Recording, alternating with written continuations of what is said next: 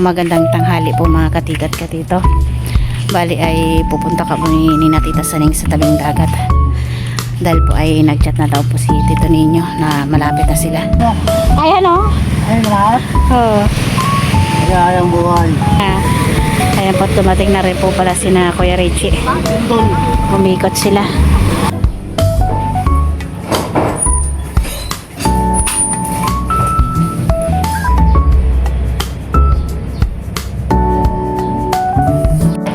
Kasya na siguro lahat niya, no? Pati doon sa salam ni nanay.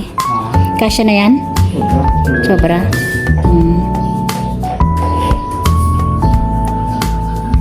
Para malinis yung takbo-takbuhan ni Teo.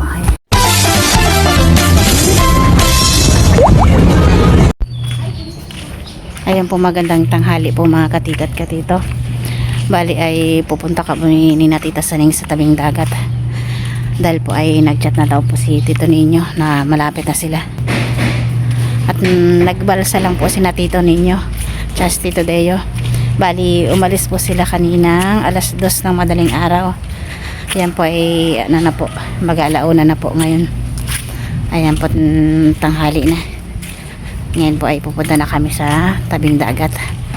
Ayan po si Tita Saning at saka si Kinkin. Tingnan po natin ulit kung marami ulit silang huling isda. Ayan po, dahan lang po tayo maglakad dahil po ay masakit yung ating balakang. Ayan, si Tita Saning at saka si Kinkin.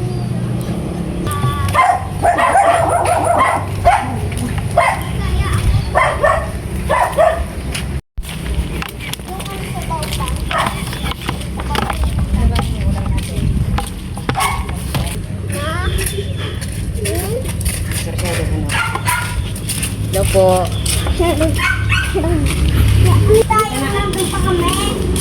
Malapit na raw sila?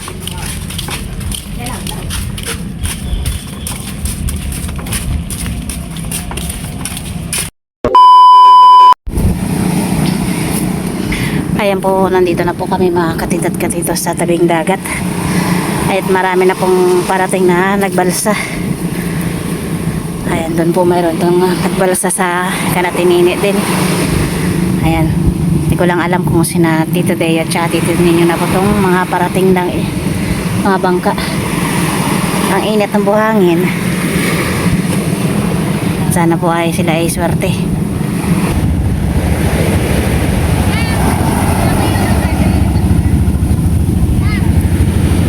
Ayan na po yata sila. Low tide ngayon. Kaya siguro ay pa ano na to, baba na ng tubig kasi sa umaga ay high tide.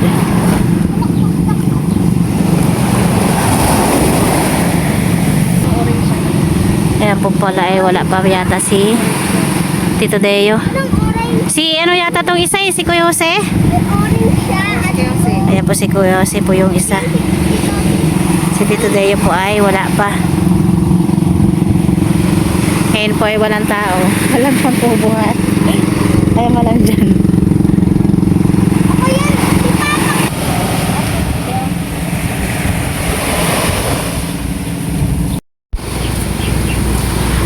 Ayan po, papunta muna po ako na Tinini. Dahil wala pa po si Tito Deo. Si Tito Ninyo lang po yung nauna. Dahil po ay nagkahiwalay daw po sila. Ayan. Wala pa siya at wala pa rin po ako nakikitang bangkang parating. Kaya tatambay muna po ako dun Kanatinini. Yan, habang wala pa na naman po si James. Nasa school pa.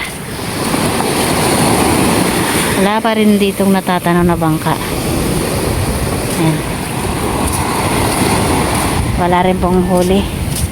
3 piraso lang po yung huli ni Tito Ninyo. Dito po pala ay naliligo po yung magnanay, si Joanna at saka si Jana. Ayan. Ay, maligo ka? Ligo tayo sa nato. Yung ako maligo, baka malunod ako. Ayoko, baka ako malunod. Ayoko po. Wala.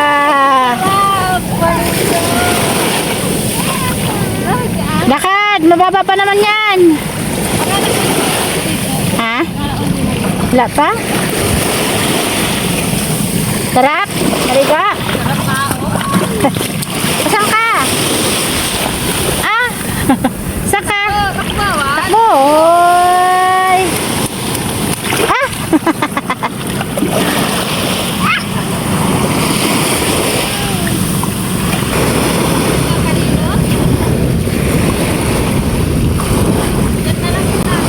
Sige. Bye-bye, Joanna. Ayan, pauwi na ako. Baka mamaya pa daw po si Tito Deo.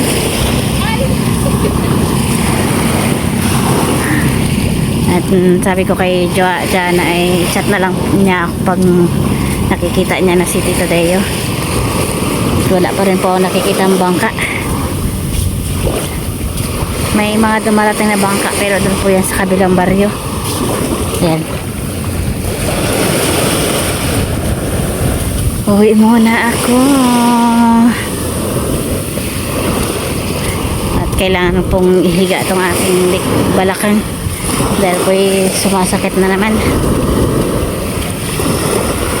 Babalik na lang po ulit ako pag nandyan na. 2 hours later. Ayan po tayo ay babalik po sa tabing dagat dahil po ay nag-chat na po si Tito Deo at nagpapatulong pong mag-akit ng bangka. Ayan, kakachat lang po at wala naman po dito si Manong tsaka si Totoy, si Miko wala rin po. Si Tito ninyo po ay naliligo pa. Hindi ko lang alam po sinong makakatulong. Natatanaw ko na po si Tito Deo. Ayan, bali may dalawang tao din po ditong nakatambay para makatulong din pong buhat ng bangka. Ayan. Ito po talaga dito pag tanghali na wala nang mga tao. Hintay na lang po natin dumating si Tito Deo. At nandito na rin po pala si Tito ninyo. Tapos na siya maligo. Atay mo. Ayan o. Ayun lahat. Oo. Ayang buhay. Ayan po, dumating na rin po pala si na Kuya Richie. Doon. Umikot sila. Ayan na po si Tito Deo. At kakarating lang din yan ninyo? Kakarating lang din yan. Wala ring huli, 3 piraso. Wala ulit. Wala. May piraso. 3. Ang buko pinasa ako natin. Ano ka nage, isang barato, isang barato. Yan lang. Ewan ko to. Ayan, bali po si Junjun ay umikot na rin po. Andyan na rin pala yung bangka niya.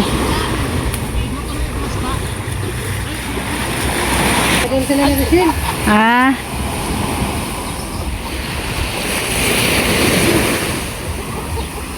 Oo, ito wala. Oh, dito muna yan. Yan. Kanina muna, oh. Yung. Bale, ayan po at marami pa pong dumarating ng mga bangka dun po sa kabilang baryo. At bali po sina Junjun po at saka si Kuya Richie ay galing po silang Subic. Lumaot po sila kagabi at dito na po sila nagsadsad, umikot po sila. Ayan. Bali po sina Ate Bibi po at saka si Richelle po ay sa Biyernes pa po daw ang dating. At sila po ay kompleto sa birthday ni nanay. Ayan. Ayan po kami pauwi na. At 5 piraso po yung nahuli ni Tito Deo. Ayan. The next day. Ayan po, good morning po mga katita at katito. Ayan po, mayroon na naman pong extra si Tito Deo. Dahil po ay walang makakalaot ngayon. Ayan ay extra siya doon sa bahay ng ninong niya. Ano lang naman po nung bubong.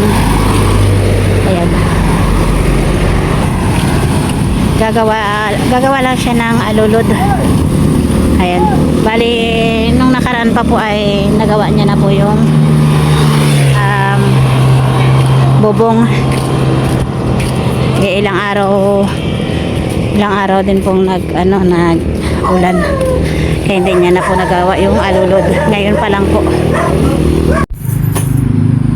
Kaya po dito na po kami sa gagawa ni Tito Deo. Bali hindi po pala alulod, sombrero daw po. Ewan ko kung ano sombrero. Palo po ba yun? Ayan. Bali po ito yung kanyang ipapalit. Palupo.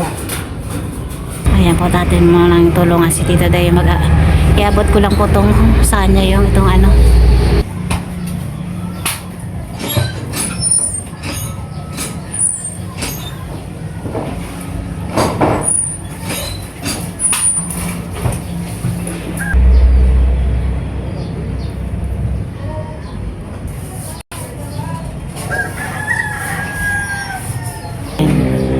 Hindi po pala alulod yung gagawin niya. Yung parang sombrero po ng bubong.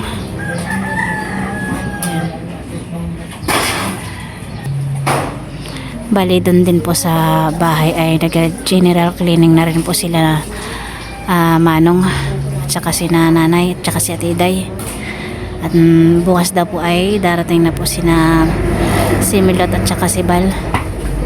Ayan, tsaka si Teo. Bali, darating din po yung kapatid na Bal, yung ate ni Bal, para po daw ay kompleto po sila sa birthday ni nanay. Ayan. Ayan po, dito po pala ay may gumamela. Ganda ng bulaklak, pulang pula. Ayan, dito po yan.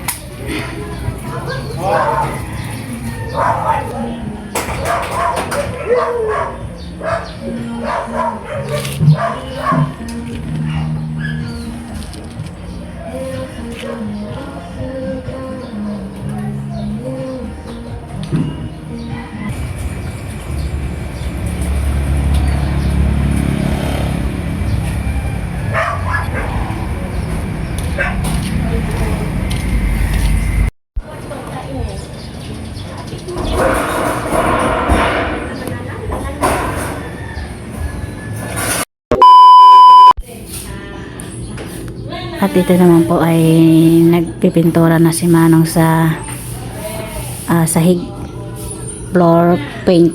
Ayan.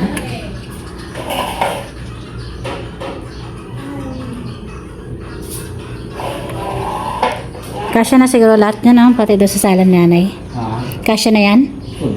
Sobra.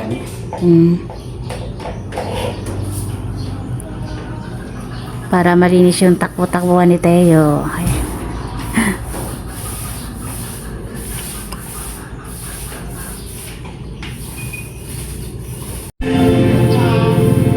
Ayan po ang second coating na po ni Manong. Lapit na matapos.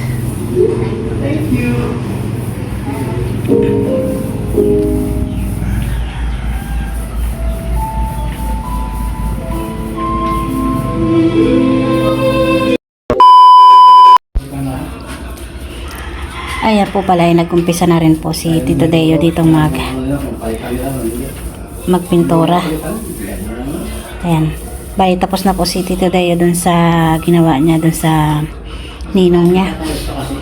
Si Tito Deo na lang po ulit ang magpipintura dito sa may sala ni nanay. Ayan po, nagpi-first coating pa lang.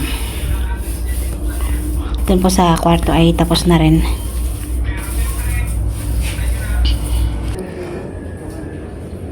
Kaya po tapos na po ni Manong itong nasa kwarto. Hinintay na lang pong matuyo. Ayan.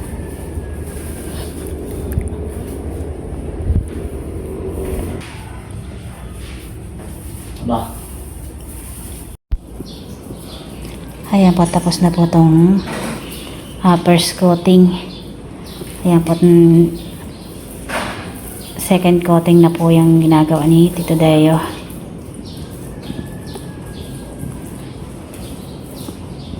Ganda na, malinis na.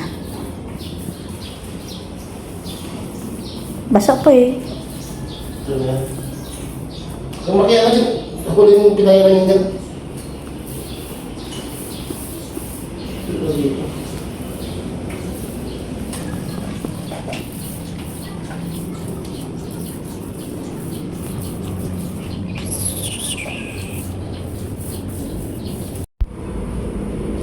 Ayan po, tapos na po ni Tito Day yung